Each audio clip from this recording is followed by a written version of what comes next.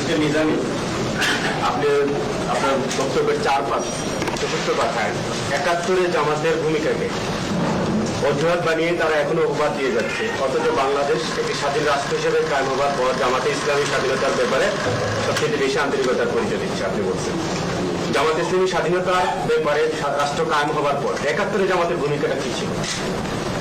এরকম আমরা বলেছি একাধিকবার, আমাদের সে সময়ে রাজনৈতিক অবস্থানটা ভিন্ন ছিল, এটা সকলের জানা। কিন্তু আমরা বাংলাদেশের বাস্তবতা মেনে নিয়ে এখানে বাংলাদেশের স্বাধীনতা সর্বত্রে হেফাজতের জন্য আন্তরিকভাবে প্রচেষ্টা চালাচ্ছি। এই দেশকে একটি আরো এই প্রধান রাষ্ট্রে পরিণত করার জন্য আমরা চেষ্টা করে যাচ্ছি।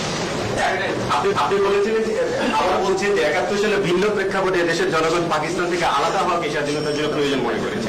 আপনারা প্রয়োজন মনে করেছিলেন কিনা?